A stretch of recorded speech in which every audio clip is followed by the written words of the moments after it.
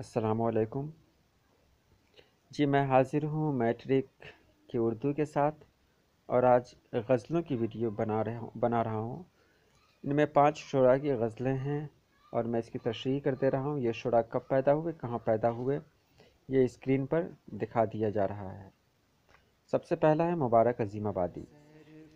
مبارک عظیم آبادی کی جو غزلیں ہیں وہ پہلی غزل ہے: ساعتیں گزریں جو غفلت میں سمجھ لے کھو گئیں، پھر کے آنے کی نہیں نادان گھڑیاں جو گئیں۔ کہہ رہے ہیں کہ ساعتیں یعنی جو وقت گزر جاتا ہے غفلت میں، یعنی جس وقت کو ہم بھول میں اگنور کر دیتے ہیں، جو وقت ہم اندیکھا کر دیتے ہیں، وہ وقت ہم سے کھو جاتا ہے۔ پھر کے آنے کی نہیں نادان گھڑیاں جو گئیں، یہ گھڑیاں جو ایک بار چلی جاتی ہیں وہ پھر دوبارہ لوٹ کر نہیں آتی، یعنی ہماری غفلت سے جو وقت گزر جاتا ہے وہ وقت کبھی لوٹ کر نہیں آتا ہے۔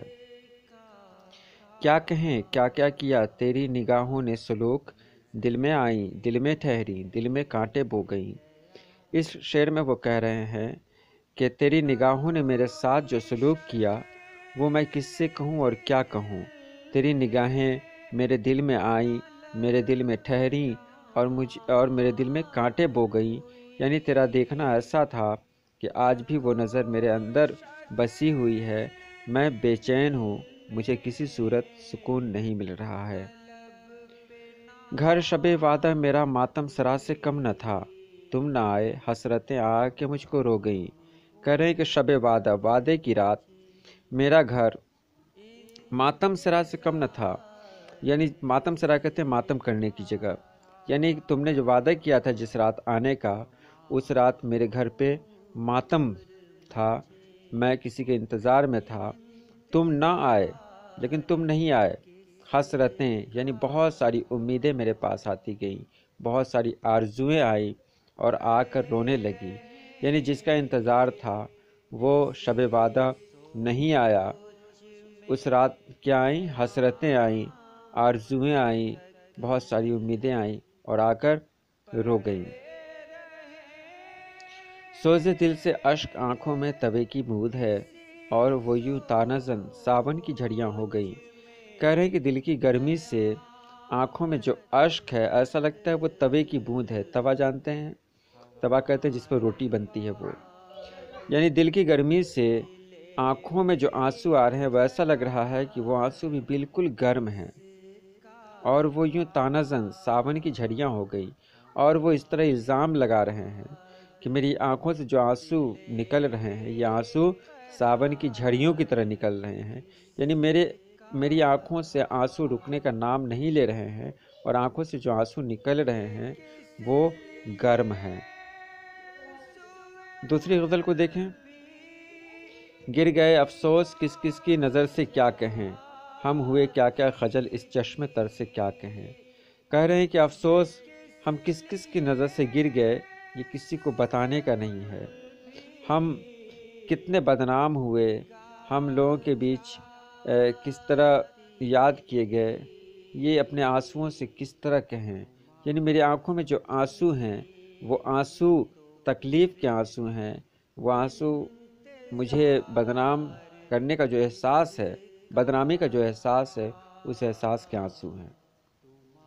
یوں بھی کہتا ہے کسی سے کوئی اپنا حال زار، آپ تو سنتے نہیں دیوار و در سے کیا کہیں۔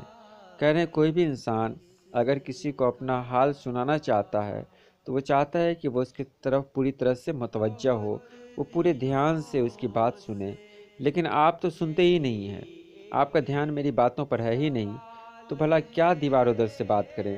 اگر آپ کو میری بات سننی ہے تو آپ پوری توجہ سے میری بات سنیں۔ سن رہے ہیں نا سہے نافہم کی ہم دم بخود، کہہ رہا ہے ہم سے کیا اس بے خبر سے کیا کہیں۔ ناصح کہتے ہیں نصیحت کرنے والے کو۔ کہہ رہے ہیں کہ نصیحت کرنے والا جو ہے وہ نافہم ہے، ناسمجھ ہے، وہ مجھے نصیحت کر رہا ہے لیکن وہ مجھ سے کیا کہہ رہا ہے مجھے کچھ سمجھ میں نہیں آ رہا ہے، وہ بے خبر ہے۔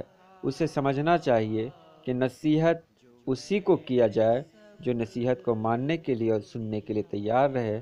مجھے اس کی نصیحت سننی نہیں ہے تو پھر وہ فالتو میں اپنا وقت برباد کر رہا ہے۔ درد مندانے محبت کا یہ کیا جانے علاج، چار اگر کی کیا سنیں ہم چار اگر سے کیا کہیں۔ کہہ رہے ہیں کہ میری جو بیماری ہے وہ بیماری ایسی ویسی بیماری نہیں ہے۔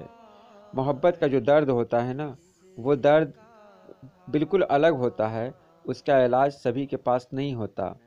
اس درد کے لیے جو ڈاکٹر میرے پاس ہے، جو چارہ میرے پاس ہے، وہ نہیں جان رہا ہے کہ اس درد کی دوا کیا ہے، تو ہم اس سے کیا کہیں، کیسے اس کی بات کو کیوں سنیں، ہم اس سے کیا کہیں، کیسے بتائیں کہ دیکھو میرا درد کوئی ایسا ویسا درد نہیں ہے جس کا علاج تمہارے پاس ہو۔ ہر قدم پر خوش جمالوں میں مبارک ہم لٹے، کیسی کیسی صورتیں گزری نظر سے کیا کہیں۔ کہہ رہے ہیں کہ ہر قدم پر زندگی ایک راستہ ہے جس پر لوگ چلتے رہتے ہیں، اور اس راستے پر بہت سارے چہرے ملتے ہیں، کچھ چہرے ہمیشہ کے لیے دل پر نقش ہو جاتے ہیں۔ تو کہہ رہے ہیں کہ ہر قدم پر اچھی صورتوں کے بیچ ہم لٹتے گئے، یعنی ہمارے سامنے اچھی صورتیں آتی گئیں، اور کتنی اچھی اچھی صورتیں تھیں یہ کسی کو بتلایا نہیں جا سکتا، جسے بھولنا ناممکن ہو۔ ظاہر سی بات ہے وہ صورت کوئی عام صورت نہیں ہوگی۔ اور یہ غزل ہے احمد فراز کی۔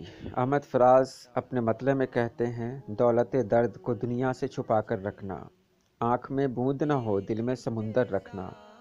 کہنے کہ دنیا کا جو دولت درد ہے، یہ درد ہے کیا ہے، ایک دولت ہے، اور دولت کو دنیا سے چھپا کر رکھا جاتا ہے۔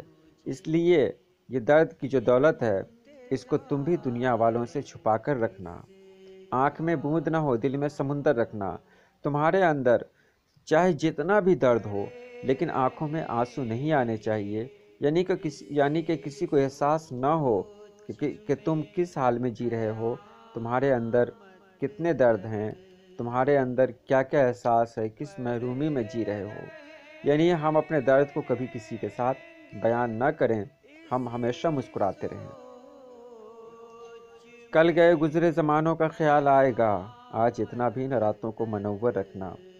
کہہ رہے ہیں کہ کل جب آئے گا تو کل ہم آج کے دنوں کو یاد کریں گے، تو آج اتنا بھی نہ راتوں کو منور رکھنا، یعنی آج اپنی راتوں کو اتنا بھی روشن نہ رکھو کہ جب کل آئے تو کل تم آج کے دن کو یاد کرو، آج کی راتوں کو یاد کرو، تو کل تم کو افسوس ہو۔ اس لیے آج کی زندگی اس طرح گزارو کہ آج کی زندگی کو جب ہم آنے والے دور میں یاد کریں تو ہمیں کسی طرح کا افسوس نہ ہو، یعنی ہم کوئی ایسا کام نہ کریں جس سے ہمارے آنے والی زندگی میں کوئی پریشانی ہو۔ اپنی آشفتہ مزاجی پہ ہنسی آتی ہے، دشمنی سنگ سے اور کانچ کا پیکر رکھنا۔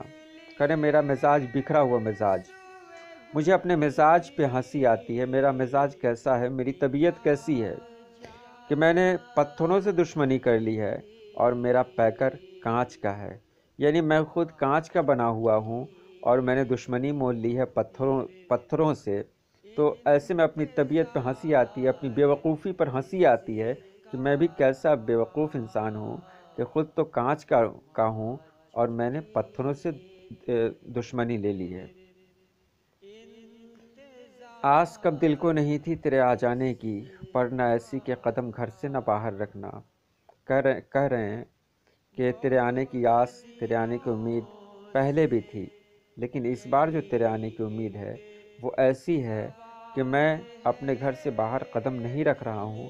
مجھے احساس ہو رہا ہے، مجھے ایسا لگتا ہے کہ اگر میں تھوڑی دیر کے لیے باہر چلا جاؤں اور تم کہیں آ جاؤ تو ایسا نہ ہو کہ اس بار بھی میں تم کو نہ دیکھ سکوں۔ ذکر اس کا ہی صحیح بزم میں بیٹھے ہو فراز، درد کیسا ہی اٹھے ہاتھ نہ دل پر رکھنا۔ کہہ رہے ہیں کہ اس کے بزم میں تم بیٹھے ہوئے ہو فراز، اس کی بزم میں تو چرچا ہو رہا ہے، کسی کے بزم میں کوئی بزم میں تم بیٹھے ہوئے ہو اور اس بزم میں اس کا ذکر آ گیا ہے، یعنی تمہارے محبوب کا ذکر آ گیا ہے۔ تو یہ انسانی فطرت ہے، ہم کہیں بیٹھے ہوں اور کسی شناسہ کا یعنی کسی جان پہچان والے کا کوئی نام آتا ہے تو ہم چونک جاتے ہیں۔ تو یہ کہہ رہے ہیں کہ تم ایک بزم میں بیٹھے ہو، وہاں تمہارے محبوب کا نام کسی نے لے لیا ہے، تو ایسے میں ظاہر ہے تمہارے دل میں درد اٹھے گا۔ تو درد اٹھے تو اپنے دل پر ہاتھ مت رکھنا، نہیں تو لوگ سمجھ جائیں گے کہ یہ انسان کسی نہ کسی سے جڑا ہوا ہے۔ دوسری غزل ہے، تیرے ہوتے ہوئے محفل میں جلاتے ہیں چراغ، لوگ کیا سادہ ہیں سورج کو دکھاتے ہیں چراغ۔ یہ اپنے محبوب کی تعریف میں کہہ رہے ہیں کہ تم جب محفل میں ہو تو پھر چراغ جلانے کی کیا ضرورت ہے، تم تو سورج کی طرح ہو، اور سورج کے سامنے چراغ جلانا بے وقوفی ہے۔ یہاں کے لوگ بہت سادہ ہیں، بہت بھولے بھالے ہیں، وہ نہیں جانتے کہ تمہارے جیسا سورج جب محفل میں ہو تو چراغ جلانے کی کوئی ضرورت نہیں ہے۔ اپنی محرومی کے احساس سے شرمندہ ہیں، خود نہیں رکھتے تو اوروں کے بجھاتے ہیں چراغ۔ کہنے کہ ہماری دنیا میں بہت سارے ایسے لوگ ہیں جن کی زندگی محرومیوں میں گزری، تو یہ لوگ جب محرومی میں گزرتے ہیں تو ایسے ہو جاتے ہیں کہ ان کے اندر جلن ہو جاتی ہے، یعنی جن کے پاس چراغ نہیں ہوتے وہ نہیں چاہتے کہ دوسروں کا بھی چراغ جلے، تو وہی لوگ دوسروں کے چراغ بجھاتے ہیں جن کے پاس چراغ نہیں ہوتا۔ اور ایسے لوگ کون ہوتے ہیں؟ جلن والے ہوتے ہیں، ایسے لوگ جو محروم ہوتے ہیں وہی لوگ ہوتے ہیں۔ بستیاں دور ہوئی جاتی ہیں رفتہ رفتہ، دم بدم آنکھوں سے چھپتے چلے جاتے ہیں چراغ۔ کہہ رہے ہیں کہ انسان زندگی بھر سفر کرتا ہے، اور سفر کرتے کرتے کیا ہوتا ہے کہ بہت ساری چیزوں کو وہ کھوتے ہوئے آگے کی طرف بڑھتا ہے، بہت سارے منظر پیچھے چھوٹتے ہوئے جاتے ہیں۔ تو یہ کہہ رہے ہیں کہ بہت ساری بستیاں تھیں، وہ بستیاں دھیرے دھیرے دور ہو رہی ہیں کیونکہ ہم آگے کی طرف سفر کر رہے ہیں۔ دم بدم آنکھوں سے چھپتے چلے جاتے ہیں چراغ، اور وہ چراغ جو کبھی ہماری زندگی کا ایک حصہ ہوا کرتے تھے، زندگی کے سفر میں وہ سب پیچھے کی طرف چھپتے ہوئے چلے جا رہے ہیں۔ یعنی ہم دنیا کی اس ریس میں، دنیا کی اس رفتار میں آگے کی طرف بڑھ رہے ہیں، تو کہیں نہ کہیں ہماری تہذیب، ہماری پہچان ہم سے چھپ رہی ہے۔ کیا خبر ان کو کہ دامن بھی بھڑک اٹھتے ہیں، جو زمانے کی ہواؤں سے بچاتے ہیں چراغ۔ کہہ رہے ہیں کہ بہت سارے لوگ ایسے ہیں جن کو خبر نہیں ہوتی کہ اگر وہ کسی چراغ کو بجھنے سے بچائیں تو کبھی کبھی چراغ کا رویہ ہی بہت عجیب طرح کا ہو جاتا ہے۔ یعنی کبھی ہم چراغ کو ہواؤں سے بچاتے ہیں تو وہی چراغ ہمارے دامن سے لگ جاتا ہے اور ہمارے دامن میں آگ لگ جاتی ہے۔ یعنی ہم کسی کے ساتھ بھلا کرتے ہیں تو ہمارے ساتھ برا ہوتا ہے۔ گو سیاہ بخت ہیں ہم لوگ پر روشن ہے ضمیر، خود اندھیرے میں ہے دنیا کو دکھاتے ہیں چراغ۔ کریں کہ ہم لوگوں کی قسمت تو اچھی نہیں ہے، لیکن ہم لوگوں کی سوچ بہت اچھی ہے، کیونکہ ہم لوگ اندھیرے میں ہیں لیکن ہم دنیا کو چراغ دکھا رہے ہیں۔ سیاہ بخت کہتے ہیں کالی قسمت، ضمیر کہتے ہیں ضمیر کہتے ہیں اپنے، ہندی میں کیا کہیں گے اس کو، اپنے اندر کا آدمی، یعنی اپنی سوچ، اپنی فکر۔ تو ہم لوگ بدنصیب ہیں لیکن ہماری سوچ بہت ہی بہتر ہے۔ ہم لوگ اندھیرے میں بھی رہتے ہیں تو دوسروں کو چراغ دکھاتے ہیں، یعنی ہم لوگ بھوکے بھی رہتے ہیں تو دوسروں کو کھانا کھلاتے ہیں، ہم لوگ پیاسے رہتے ہیں دوسروں کو پانی پلاتے ہیں، ہم لوگ ہم لوگ ہر وہ اچھا کام کرتے ہیں جو ہمیں کرنا چاہیے۔ بستیاں چاند ستاروں کی بسانے والوں، کر رہے عرض پہ بجھنے چلے جاتے ہیں چراغ۔ کہہ رہے ہیں کہ آج کل لوگ چاند ستاروں پہ بستیاں بسا رہے ہیں، چاند ستاروں پہ نئی نئی بستیاں بسا رہے ہیں، لیکن ان سے ذرا کہو کہ دنیا میں جو چراغ ہیں، دنیا کی جو چراغ ہیں وہ بجھ رہے ہیں، اس لیے چاند پر جانے سے پہلے ضروری ہے کہ اپنی دنیا کو حسین بناؤ، اپنی دنیا میں جو مسائل ہیں اس کو پہلے حل کرو، تب تم چاند پر جانا، تب تم مریخ کی سیر کرنا، یعنی منگل گرہ کی سیر کرنا۔ ایسے بے درد ہوئے ہم بھی کہ اب گلشن پر برق گرتی ہے تو زندہ میں جلاتے ہیں چراغ۔ کہہ رہے ہیں کہ ہم لوگ ایسے بے درد ہوئے ہیں کہ اگر گلشن پر بجلی گرتی ہے تو ہم کیا کہتے ہیں، ہم لوگ زندہ میں رہنے والے ہیں، یعنی ہم لوگ جیل میں رہنے والے ہیں۔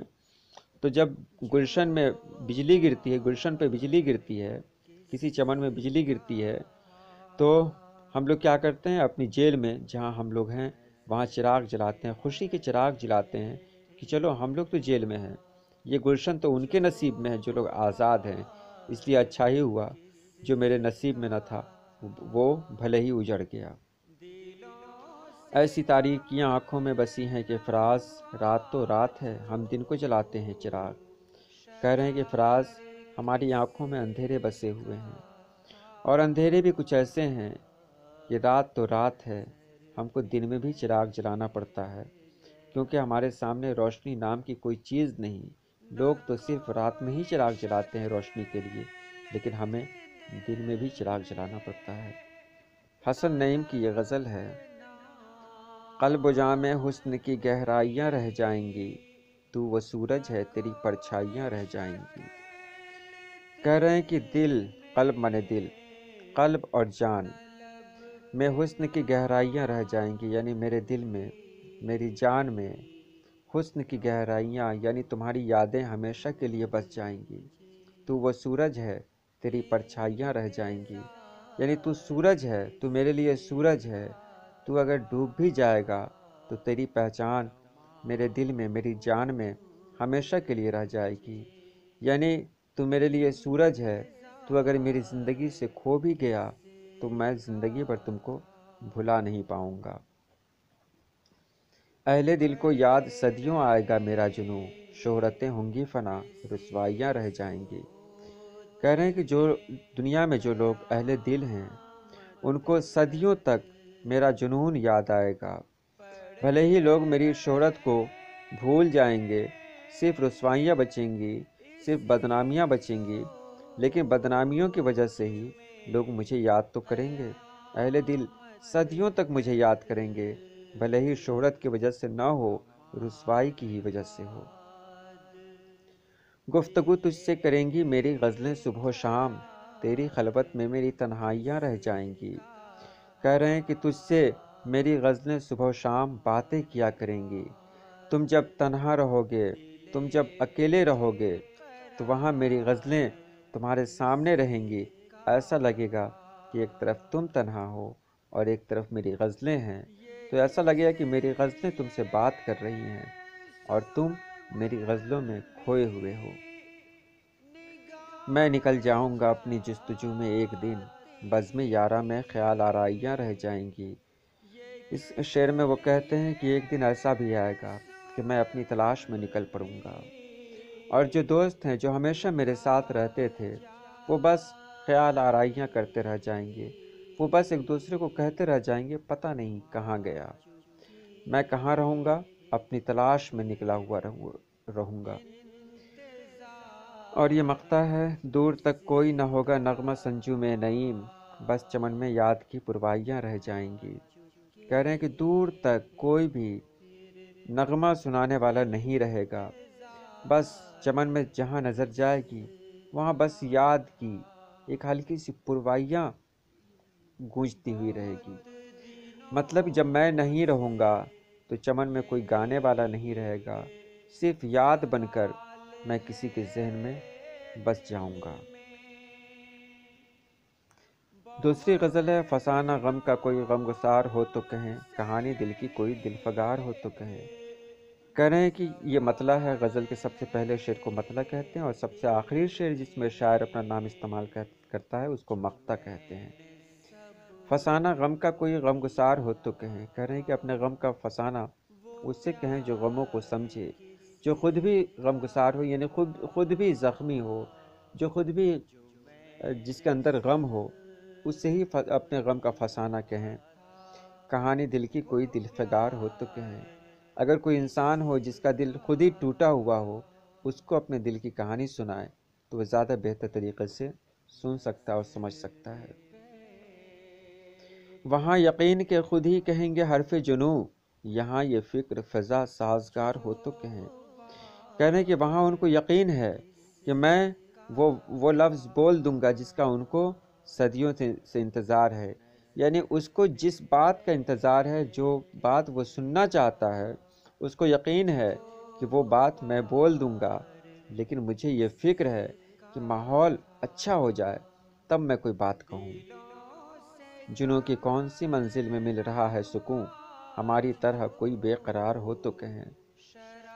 کہہ رہے ہیں کہ جنون کی بھی بہت سی منزلیں ہوتی ہیں، اور جنون کی ایک منزل وہ بھی ہوتی ہے جہاں انسان کو سکون مل جاتا ہے، کہہ رہے ہیں کہ انسان کو جنون کی کون سی منزل میں سکون ملتا ہے، یہ کس کو جا کر کہیں۔ کوئی ہماری طرح بے قرار ہو، کوئی ہماری طرح اس منزل پہ پہنچا ہوا ہو یا اس منزل کی طرف جانے والا مسافر ہو، تب اس کو آسانی کے ساتھ سمجھایا جا سکتا ہے کہ جنون کی کس منزل پر سکون پایا جاتا ہے۔ کہیں فسانہ ہجراں بربتے ذکر وفا، کسی کا اب نہ تمہیں انتظار ہو تو کہیں۔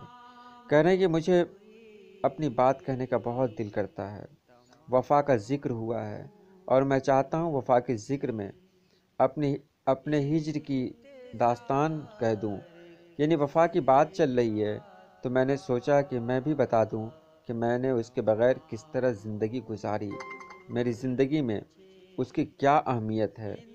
لیکن کسی کا اپنا تمہیں انتظار ہو تو کہیں، لیکن کیسے کہیں، اسے آج بھی کسی کا انتظار ہے۔ میں اس کے لیے پریشان ہوں، میں اس کے لیے بیتاب ہوں اور وہ کسی اور کے لیے بیتاب ہے۔ اسی میں چھیڑا نہ ہم نے فسانہ شب غم، کہ ان کی شام بھی کچھ سوگوار ہو تو کہیں۔ کہہ رہے ہیں کہ میں نے اپنے فسانہ کو، رات کے فسانہ کو اس لیے اس سے نہیں کہا کہ اس کی زندگی تو بہت اچھی طرح گزر رہی ہے، کسی دن جب اس کی شام اداس ہو جائے گی تو میں اس کے پاس جاؤں گا اور اپنی اداسی کا افسانہ اسے سنا دوں گا۔ وہ مسکرائے کہ برہم ہوئے گزارش پر، جو اپنی آنکھوں پہ کچھ اعتبار ہو تو کہیں۔ کہہ رہے ہیں کہ میں نے ان سے کوئی گزارش کی تھی، گزارش کرنے کے بعد پتہ نہیں وہ مسکرائے یا غصہ ہو گئے، مجھے پتہ نہیں ہے، کیونکہ اپنی آنکھوں پر مجھے اس وقت کوئی اعتبار نہیں تھا۔ میں نے اس سے کچھ پوچھا تھا، کوئی سوال کیا تھا، میرے سوال کے جواب میں وہ مسکرائے تھے یا غصہ ہوئے تھے، یہ مجھے پتہ نہیں چلا۔ کہانی دور جنوں کی کہیں تو کس سے نعیم، جہاں میں ہم سا کوئی غم شعار ہو تو کہیں۔ کہہ رہے ہیں دور جنوں کی کہانی کس سے کہیں، یہ مقطع ہے۔ کہہ رہے ہیں کہ نعیم، ہم جنون کے دور کی کہانی کس سے کہیں۔ کوئی انسان اگر میری طرح غم کو پہچاننے والا ہو تو ہم اس کو اپنے جنون کی کہانی سنا سکتے ہیں، لیکن دنیا میں ایسا کوئی نہیں ہے جو میری طرح غم سے پہچان رکھتا ہو، غم کی پہچان رکھتا ہو۔ اگلی غزل ہے پروین شاکر کی۔ گئے موسم میں جو کھلتے تھے گلابوں کی طرح، دل پہ اتریں گے وہی خواب عذابوں کی طرح۔ یہ مطلع ہے۔ اس میں کہتی ہیں کہ پچھلے موسم میں، یعنی گزرے ہوئے زمانے میں، جو گلابوں کی طرح میری زندگی میں کھلا کرتے تھے، اب وہی میرے دل پہ ایک عذاب کی طرح اترنے والے ہیں۔ یعنی پہلے جو لوگ تھے میری زندگی میں گلاب جیسے تھے، وہ سارے گلاب میری زندگی سے کھو گئے، اب صرف ان کی یادیں بچی ہیں، اور یادیں بہت ہی تکلیف دہ ہیں۔ راکھ کے ڈھیر پہ اب رات بسر کرنی ہے، جل چکے ہیں میرے خیمے میرے خوابوں کی طرح۔ کہہ رہے ہیں کہ میرے جو خیمے تھے، خیمے کہتے ہیں تمبو کو، ٹینٹ۔ کہہ رہے ہیں کہ میرے جو خیمے ہوا کرتے تھے، وہ خیمے میرے خوابوں کی طرح جل چکے ہیں۔ یعنی جس طرح میرے خواب جل گئے، میری ساری تمنائیں جل گئیں، میری امیدیں جل گئیں، اسی طرح میرا خیمہ بھی جل چکا ہے، اور اس کی جو راکھ بچی ہوئی ہے، اسی راکھ کے سہارے مجھے اب رات بسر کرنی ہے۔ مطلب کسی کی یادوں کے سہارے مجھے اب ساری زندگی گزار دینی ہے۔ ساعت دید کے عارض ہیں گلابی اب تک، اولی لمحوں کے گلنار حجابوں کی طرح۔ کہہ رہے ہیں کہ وقت جو ہے آج بھی اسی طرح گلابی ہے۔ عارض مانے ہوتا ہے گال، ساتھ مانے وقت، دید مانے دیکھنا۔ یعنی وہ وقت جب میں نے تم کو دیکھا تھا، وہ وقت اتنا خوشنما تھا، اتنا خوش رنگ تھا کہ آج تک اس کی یاد میرے دل سے نہیں گئی۔ اولی لمحوں کے گلنار حجابوں کی طرح۔ وہ وقت کیا تھا؟ وہ شروعاتی وقت، ایک پردے میں بسا ہوا وقت، وہ آج بھی میرے ذہن کے سامنے ہے، آج بھی وہ وقت گلابی ہے۔ غیر ممکن ہے تیرے گھر کے گلابوں کا شمار میرے رشتے ہوئے زخموں کے حسابوں کی طرح۔ یہاں یہ کہہ رہی ہیں کہ میرے پاس جو زخم ہیں، میرے پاس جو رشتے ہوئے زخم ہیں، وہ اتنے ہیں جن کا کوئی شمار نہیں کیا جا سکتا، اور تیرے گھر میں جو گلاب ہیں اس کا بھی شمار نہیں کیا جا سکتا۔ یعنی قسمت نے تمہیں اتنے گلابوں سے نوازا ہے کہ تم بھی اس کو نہ گن سکتے، اور قسمت نے مجھے جتنا درد دیا ہے، جتنا زخم دیا ہے، میں بھی اسے نہیں گن سکتی۔ یعنی تم کو زندگی میں جتنی خوشی ملی اتنا ہی درد مجھے ملا۔ یاد تو ہوں گی وہ باتیں تجھے اب بھی، لیکن شیلف میں رکھی ہوئی بند کتابوں کی طرح۔ کہہ رہے ہیں کہ ہم کبھی کبھی کوئی کتاب پڑھتے ہیں، اس کا کوئی واقعہ یاد ہو جاتا ہے، یاد رہ جاتا ہے، پھر ہم اس کو شیلف میں رکھ دیتے ہیں، یعنی الماری میں رکھ دیتے ہیں۔ کہہ رہے ہیں کہ میری باتیں تجھے آج بھی یاد ہوں گی، لیکن بالکل اس طرح جس طرح لوگ کوئی کتاب پڑھتے ہیں اور پڑھنے کے بعد اسے شیلف میں ڈال دیتے ہیں، اس کے بعد اس کتاب کی طرف نظر بھی نہیں اٹھاتے، کیونکہ جو واقعہ وہ جان چکے ہوتے ہیں، پڑھ چکے ہوتے ہیں، اس کو پھر دیکھنا کوئی گوارا نہیں کرتا۔ کہہ رہے ہیں کہ تجھ کو اب بھی میری باتیں یاد ہوں گی، لیکن بالکل اس کتاب کی طرح جو آج کسی الماری میں سجا دیا گیا ہو۔ کون جانے کہ نئے سال میں تو کس کو پڑھے، تیرا معیار بدلتا ہے نصابوں کی طرح۔ نصاب کہتے ہیں سلیبس کو۔ ہر سال سلیبس بدلتا ہے۔ 8واں والے کو اگلے سال 9واں کی کتاب پڑھنی ہے، 9ویں والے کو 10ویں کی کتاب پڑھنی ہے۔ تو یہ کہتے ہیں کہ تیرا معیار، تیری سوچ بھی سلیبس کی طرح بدلتی ہے۔ ایک وقت تھا کہ تو مجھے پڑھا کرتا تھا، لیکن تیری سوچ ایسی بدلتی ہے کہ تو ہر سال نئی نئی کتابیں پڑھنا چاہتا ہے، کیونکہ تیرا مزاج ہی ایسا ہے۔ تو کبھی تیری زندگی میں شامل تھی، تو نے مجھے پڑھا تھا، پتہ نہیں اگلے سال تیری زندگی میں کون شامل ہو جائے، پتہ نہیں تم کس کو پڑھنے لگو۔ شوق ہو جاتی ہے اب بھی تیری آنکھوں کی چمک، گاہے گاہے تیرے دلچسپ جوابوں کی طرح۔ کہہ رہے ہیں کہ میں نے کچھ سوال تم سے پوچھا ہے، کوئی سوال میں نے تم سے کیا ہے، اور جب سوال کیا ہے تو اس کا جواب دیتے دیتے تیری آنکھوں کی چمک شوق ہو رہی ہے۔ یعنی ایسا لگتا ہے کہ اس جواب کے پیچھے کچھ نہ کچھ چھپا ہوا ہے، کچھ ایسی بات ہے جو تم مجھے کہنا نہیں چاہتے، لیکن آنکھیں ہیں جو مجھے سب کچھ بیان کر رہی ہیں، جو مجھے سب کچھ بتا رہی ہیں۔ ہجر کے شب میری تنہائی پہ دستک دے گی، تیری خوشبو میرے کھوئے ہوئے خوابوں کی طرح۔ کہہ رہی ہیں کہ ہجر کی شب یعنی جدائی کی رات، جب میں بہت تنہا رہوں گی، تنہائی کے ساتھ رہوں گی، اس وقت تیری خوشبو میرے خوابوں کی طرح میرے پاس آئے گی۔ یعنی جب میں بالکل اکیلی ہو جاؤں گی، وہ رات جب میں بالکل اکیلی رہوں گی، اس رات مجھے تیری بہت یاد آئے گی، تیری خوشبو محسوس ہوگی، اور تیری خوشبو اس طرح آئے گی جس طرح میں نے اپنے خوابوں کو کھو دیا ہے۔ اگلی غزل ہے، بارش ہوئی تو پھولوں کے تن چاک ہو گئے، موسم کے ہاتھ بھیگ کے صفاک ہو گئے۔ یہ کہہ رہے ہیں کہ بارش جب ہوتی ہے تو پھول کھل جاتے ہیں، لیکن پھول کھلنے کا یہاں انہوں نے الگ معنی لیا ہے کہ یہ پھول جو کھلتے ہیں ان کا بدن چاک ہو جاتا ہے۔ یعنی کلی کہیں نہ کہیں سے چاک ہوتی ہے، تب وہ کلی پھول کا روپ اختیار کرتی ہے۔ یہ کس موسم میں ہوتا ہے؟ یہ بارش کے موسم میں ہوتا ہے۔ کہہ رہے ہیں کہ موسم کا ہاتھ ایک صفاک ہے۔ صفاک کہتے ہیں ظالم، یعنی موسم اتنا ظالم ہوتا ہے کہ وہ کلی کو کلی نہیں رہنے دیتا، وہ کلی کو پھول بنا دیتا ہے۔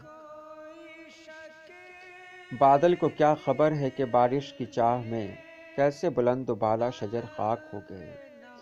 کہہ رہے ہیں کہ بادل کو کچھ پتہ نہیں ہوتا، بادل تو آسمان پہ آتا ہے، پتہ نہیں کہاں برس جاتا ہے۔ اس بادل کو نہیں پتہ ہوتا کہ بہت ساری چیزیں ایسی ہیں جو اس کے انتظار میں ہیں۔ بہت بڑے بڑے پیڑ بادل کے انتظار میں خاک ہو چکے ہیں۔ یعنی بادل کو پتہ نہیں تھا کہ اس کے انتظار میں کوئی ہے جو دنیا میں ہے، جو اس کا منتظر ہے، جس کو اس کی ضرورت ہے، بادل کو یہ خبر نہیں ہے کہ اس کا انتظار کہیں اور بھی ہو رہا ہے۔ یہی انسان پہ بھی ہوتا ہے کہ پتہ نہیں کس انسان کا انتظار کس سے ہوتا ہے، اور انسان زندگی کے آخری موڑ تک یہ سمجھ نہیں پاتا ہے۔ جگنوں کو دن کے وقت پرکھنے کی ضد کریں، بچے ہمارے عہد کے چالاک ہو گئے۔ انہوں نے دور حاضر کی بات کی ہے اور کہا ہے کہ آج کل کے جو بچے ہیں وہ اتنے چالاک ہو گئے ہیں، وہ جگنوں کا مزہ نہیں لیتے۔ جگنوں کی روشنی کو جب دیکھتے ہیں تو وہ رات میں تو دیکھتے ہی ہیں، لیکن وہ چاہتے ہیں کہ وہ دن کے وقت اسے دیکھیں کہ آخر یہ روشنی آتی ہے تو آتی کہاں سے ہے۔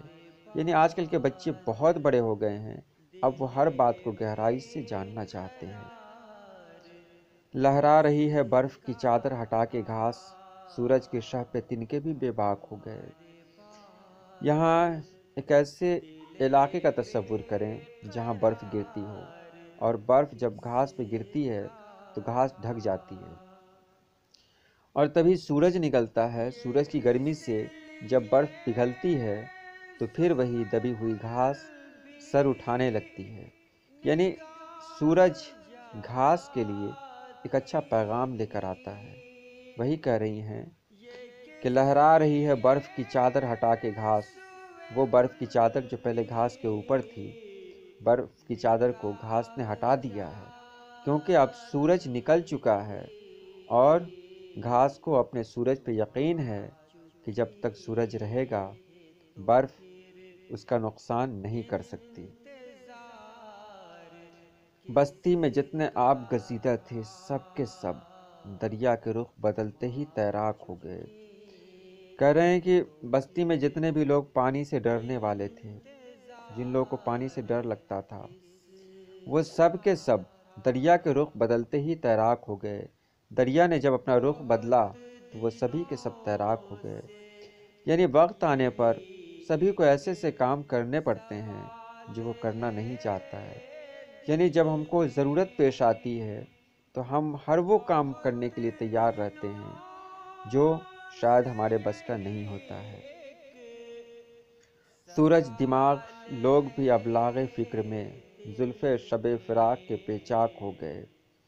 کہہ رہے ہیں ہماری دنیا میں بہت سارے ایسے لوگ تھے جو سورج دماغ تھے، یعنی جن کا دماغ بہت روشن تھا، جو بہت کچھ سوچتے تھے، جن کے اندر بہت کچھ خوبیاں تھیں، لیکن ایسے لوگ بھی زلف شب فراق کے پیچاک ہو گئے۔ یعنی ایسے لوگ بھی اندھیرے میں کھو گئے، ایسے لوگ بھی گمنام ہو گئے، کیونکہ ان کو صحیح راستہ نہیں ملا، صحیح حوصلہ نہیں ملا، اور کوئی ان کا ساتھ دینے والا نہیں تھا۔ جب بھی غریب شہر سے کچھ گفتگو ہوئی، لہجے ہوائے شام کے نمناک ہو گئے۔ کہہ رہے ہیں کہ ہوائے شام، یعنی شام کی ہوا جب بھی کسی غریب کے پاس سے گزری اور اس کی آنکھوں میں آنسوؤں کو دیکھا، تو شام کی جو ہوا ہے اس کے لہجے بھی نمناک ہو گئے۔ یعنی شام کی ہوا بھی اداس ہو گئی کہ میں تو چل رہی ہوں، لیکن میرے چلنے سے بہت سارے لوگ ایسے بھی ہیں جو سکون نہیں پاتے ہیں، جن کو ہوا کا انتظار نہیں رہتا، جن کے سامنے اور بھی بہت سارے مسائل ہوتے ہیں۔ یہ غزل ہے عرفان صدیقی کی غزل، عرفان صدیقی کا کلام۔ دستے عصائے معجزہ گر بھی اسی کا ہے، گہرے سمندروں میں سفر بھی اسی کا ہے۔ دست مانے ہاتھ، عصا مانے لاٹھی، معجزہ جانتے ہی ہیں۔ معجزہ کہتے ہیں کرامت اگر ہو، ولیوں کے ذریعے اگر کوئی عجوبہ ہو جائے تو کرامت کہیں گے، نبیوں کے ذریعے جو عجوبہ ہو اس کو معجزہ کہیں گے۔ مثال کے طور پر ہمارے نبی پاک صلی اللہ علیہ وسلم کا معجزہ ہے چاند کو 2 ٹکڑے کرنا۔ تو یہ کہہ رہے ہیں دستے عصائے معجزہ گر بھی اسی کا ہے۔ یہ لاٹھی جو ہے جس سے بہت سارے معجزے ہوا کرتے ہیں، یہ معجزے کون کراتا ہے؟ یہ معجزہ خدا ہی کراتا ہے۔ اسی کا ہے مطلب خدا کا ہے۔ تو دنیا میں جو معجزے ہوا کرتے ہیں، دنیا میں جو کمال ہوا کرتے ہیں، یہ کمال خدائے پاک ہی کراتا ہے۔ گہرے سمندروں میں سفر بھی اسی کا ہے۔ گہرے سمندروں کی طرف جو سفر کرتا ہے، یہ سفر کون کرتا ہے؟ یہ سفر بھی خدا ہی کرتا ہے۔ آگے کہتے ہیں، تیرا یقین سچ ہے میری چشم اعتبار، سب کچھ فصیل شب کے ادھر بھی اسی کا ہے۔ کہہ رہے ہیں کہ اے میری آنکھ، تو جو چیز دیکھ رہی ہے، جس پر تجھے یقین ہے، وہ بالکل سچ ہے، لیکن جو تو نہیں دیکھ رہی ہے، فصیل کہتے ہیں گھیراؤ، فصیل کہتے ہیں چار دیواری، فصیل کہتے ہیں باؤنڈری، فصیل کہتے ہیں اونچی دیوار، فصیل کہتے ہیں شہر کو گھیرنے والی جو دیواریں ہوتی ہیں اس کو، جیسے وال آف چائنا، وہ چائنا کی فصیل ہے۔ سب کچھ فصیل شب کے ادھر بھی اسی کا ہے، یعنی دن کا جو حصہ ہے وہ تو ہم دیکھ ہی لیتے ہیں، اور جو کچھ ہم نہیں دیکھ پاتے ہیں وہ بھی خدائے پاک کا ہی ہے۔ یعنی جو کچھ ہم کو نظر آیا وہ بھی خدائے پاک کا ہے، اور جو کچھ ہم کو نظر نہیں آتا ہے وہ بھی خدائے پاک کا ہے۔ اگلے شعر میں کہتے ہیں، بس اپنا اپنا فرض ادا کر رہے ہیں لوگ، ورنہ ثنا بھی اس کی ہے، سر بھی اسی کا ہے۔ کہہ رہے ہیں دنیا میں جو لوگ ہیں سب بس اپنا فرض ادا کر رہے ہیں اور کچھ نہیں تو یہ ثنا بھی اسی کے، یعنی برچھی بھی اسی کی ہے، دنیا میں تلوار بھی اسی کے ہیں، بندوق بھی اسی کا ہے، یہ سب کچھ اسی کے ہیں، اور یہ سر جس پر برچھیاں چلتی ہیں، جس پر تلوار چلتی ہے، یہ سر بھی اسی کا ہے، یعنی تلوار بھی اس کی ہے، سر بھی اس کا ہے۔ بس لوگ اپنے اپنے ڈرامے کے مطابق کام کر رہے ہیں۔ تیغ ستم کو جس نے عطا کی ہیں مہلتیں، فریاد کشتگاہ میں اثر بھی اسی کا ہے۔ کہہ رہے ہیں کہ ستم کا جو تلوار ہے، تیغ مانے تلوار، ستم کی جو تلوار ہے، اس کو جو مہلتیں دی گئی ہیں، وہ مہلتیں کس نے دی ہیں؟ اللہ پاک نے ہی مہلتیں دی ہیں۔ یعنی کوئی ظالم ہے، وہ ظلم کرنے والا ہے، تو اس ظلم کرنے والے کو اللہ پاک نے کچھ دیر کے لیے روک دیا ہے کہ ابھی ظلم مت کرو۔ فریاد کشتگاہ میں اثر بھی اسی کا ہے۔ اور جو لوگ فریاد کر رہے ہیں، جو لوگ تڑپ رہے ہیں، وہ لوگ جو فریاد کر رہے ہیں، اس فریاد میں اثر بھی اسی کا ہے۔ یعنی لوگوں کی دعاؤں میں بھی خدا ہی اثر دیتا ہے، اور خدا ہی کسی کو طاقت دیتا ہے کہ وہ جائے اور کسی کے ساتھ کچھ کرے۔ منظر میں جتنے رنگ ہیں نہ رنگ اسی کے ہیں، حیرانیوں میں ذوق نظر بھی اسی کا ہے۔ کہنے کہ ہمارے سامنے جو بھی منظر ہیں، جو بھی عجوبے ہیں، یہ الگ الگ طرح کے جو مناظر ہیں، یہ سب مناظر ہیں، یہ سب اسی کے ہیں۔ یعنی یہ پھول ہیں، یہ پھول اسی کے بنائے ہوئے ہیں، یہ پہاڑیاں، یہ چشمے، یہ ندی، تالاب، یہ گھاٹیاں، یہ ساری چیزیں خدائے پاک کی ہی ہیں، اور حیرانیوں میں ذوق نظر بھی اسی کا ہے۔ اور میری آنکھیں جو اس کو دیکھ کے حیران ہوتی ہے، یہ حیران ہونے کا جو ذوق ہے، یہ بھی خدائے پاک کا ہی دیا ہوا ہے۔ یعنی منظر بھی خدا کا، اور میرے حیران ہونے کا جو انداز ہے، وہ انداز بھی خدا کا ہی دیا ہوا ہے۔ مجرم ہوں اور خراب جام امان نہیں، اب میں کہاں چھپوں کہ یہ گھر بھی اسی کا ہے۔ کہہ رہے ہیں کہ میں مجرم ہوں اور مجھے امان نہیں ہے، مجھے کہیں بھی سکون نہیں ہے، مجھے خراب اپنی جان کو کہتے ہیں، خرابہ کہتے ہیں ویران گھر۔ یعنی اب میں مجرم ہوں، مجھے اپنے جسم میں ہی سکون نہیں مل رہا ہے، میں کہاں چھپوں؟ میرا دل بھی اسی کا ہے، میری جان بھی اسی کی ہے، میں اسی کا ہوں، تو مجھے پتہ نہیں کہ میں کہاں جاؤں، کہاں جا کر چھپوں۔ خود کو چراغ راہ گزر جانتا ہوں میں، لیکن چراغ راہ گزر بھی اسی کا ہے۔ کہہ رہے ہیں کہ میں راستے کا ایک چراغ ہوں، اور یہی سمجھ رہا ہوں کہ میں راستے کا ایک چراغ ہوں، لیکن میں راستے کا چراغ نہیں ہوں، یہ راستے کا چراغ اسی کا ہے، یعنی میں نہیں ہوں، یا یہاں پر کہا گیا اس کا ہے، یعنی یہ اس کا، یعنی میں بھی اپنا نہیں ہوں، میں بھی خدائے پاک کا ہوں۔ دوسری غزل دیکھیں ان کی، اور یہ آخری غزل ہے اس ویڈیو کی۔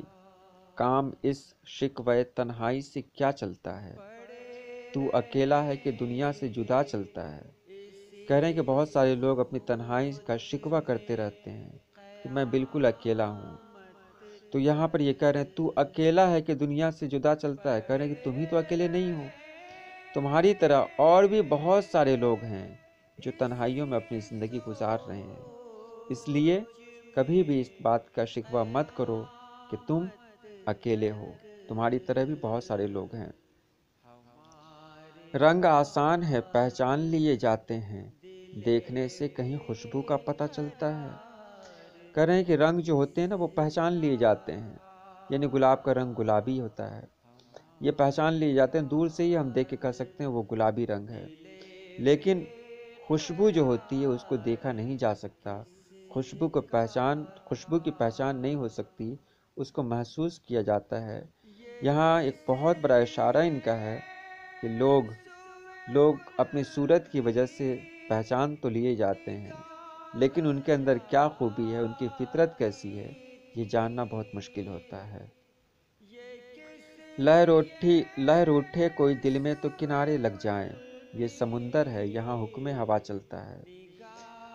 یہ کہہ رہے ہیں کہ ہمارے دل میں بھی اگر کوئی لہر اٹھتی ہے تو بہت ساری چیزیں کنارے لگ جاتی ہیں۔ لہر اٹھے کوئی دل میں تو کنارے لگ جائیں، یعنی دل کے اندر جو لہر اٹھتی ہے تو ہم کنارے کی طرف لگ جاتے ہیں، کیونکہ یہ سمندر ہے۔ دل کیا ہے؟ ایک سمندر ہے، یہاں میرا کچھ نہیں چلتا، یہاں ہوا کا حکم چلتا ہے۔ ہوا جس طرف کی ہوتی ہے ہم اسی کے مخالف چلے جاتے ہیں۔ ہوا پورب سے چلتی ہے تو ہم پچھم میں چلے جاتے ہیں، یعنی میرے دل پہ میرا کوئی اختیار نہیں ہے۔ جس طرح کا جذبہ ہوتا ہے، جس طرح کی یادیں اٹھتی ہیں دل میں، ہم اسی کے مطابق ڈھل جاتے ہیں۔ پاؤں میں خاک کی زنجیر پڑی ہے کب سے، ہم کہاں چلتے ہیں نقش کف پا چلتا ہے۔ کہہ رہے ہیں کہ میرے پاؤں میں مٹی کی زنجیر پڑی ہوئی ہے، ہم کہاں چلتے ہیں نقش کف پا، یعنی میرے پاؤں کا نشان۔ ہم کہاں چلتے ہیں؟ یہ میرے پاؤں کا نشان چل رہا ہے، یعنی ہم اسی جگہ کھڑے ہوئے ہیں اور یہ دنیا اپنی طرح گول گول گھوم رہی ہے، تو ہم چل نہیں رہے ہیں، ہمارے پاؤں کے جو نشان ہیں وہ چل رہے ہیں، ہم تو ایک زمانے سے اسی جگہ پہ کھڑے ہوئے ہیں۔ شہر در شہر رواں ہے میری فریاد کی گونج، مجھ سے آگے میرا رہوار صدا چلتا ہے۔ کہہ رہے ہیں کہ شہر در شہر، یعنی ایک شہر سے دوسرے شہر تک میری فریاد کی گونج سنائی دے رہی ہے۔ مجھ سے آگے، یعنی میری آواز مجھ سے بھی بہت آگے چلتی ہے، میری آواز مجھ سے بہت آگے نکل جاتی ہے، تب میں بہت پیچھے سے آتا ہوں، یعنی کہ میری گونج، میری فریاد ہے وہ مجھ سے پہلے کہیں اور پہنچ جاتی ہے۔ اس خرابے میں بھی ہو جائے گی دنیا آباد، ایک معمورہ پسے سیلے بلا چلتا ہے۔ کہہ رہے ہیں کہ دنیا کا ایک سسٹم ہے، دنیا کا ایک قانون ہے کہ سب کو ایک دن کھنڈر بن جانا ہے، سب کو ایک دن ٹوٹ جانا ہے، بکھر جانا ہے، لیکن اس کے بعد پھر اسی دنیا کو آباد ہونا ہے۔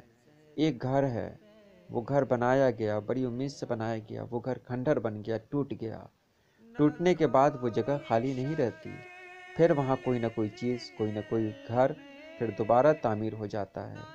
تو کہہ رہے ہیں اس خرابے میں بھی ہو جائے گی دنیا آباد۔ اس میں یاد رکھیں اس میں مقطع نہیں ہے، مقطع آخری شعر کو کہتے ہیں جس میں شاعر اپنا نام استعمال کرے، اس میں شاعر نے اپنا نام استعمال نہیں کیا، اس لیے اس کو مقطع نہیں کہیں گے، اس کو آخری شعر کہیں گے۔ اس خرابے میں بھی ہو جائے گی دنیا آباد، کرے دنیا کا یہی سسٹم ہے، یہ کھنڈر ہے، یہ ویران جگہ ہے، یہاں بھی ایک دن ایک دنیا آباد ہو جائے گی، کیونکہ ایک زمانے سے دنیا میں یہی ہوتا ہوا چلا آ رہا ہے۔ آج کی جو ویڈیو تھی بہت آسان طریقے سے میں نے سمجھایا، جبکہ ایک ایک شعر میں کم سے کم 5 منٹ لگ سکتے تھے، لیکن جتنی ضرورت ہے اتنا ہی میں نے آپ کو دیا۔ اگر کوئی شعر آپ کو سمجھ میں نہ آیا ہو تو آپ کمنٹ باکس میں ضرور لکھیں، انشاءاللہ ہم آپ کو ضرور بتائیں گے۔ اور ہاں، ہر رات 8 بجے لائیو ہوتے ہیں ہم لوگ، اگر آپ کے ذہن میں کوئی سوال ہو تو آپ ضرور پوچھیں۔ اللہ پاک آپ کو خوش رکھے، آباد رکھے، جیتے رہیں، ہنستے رہیں۔ اللہ حافظ۔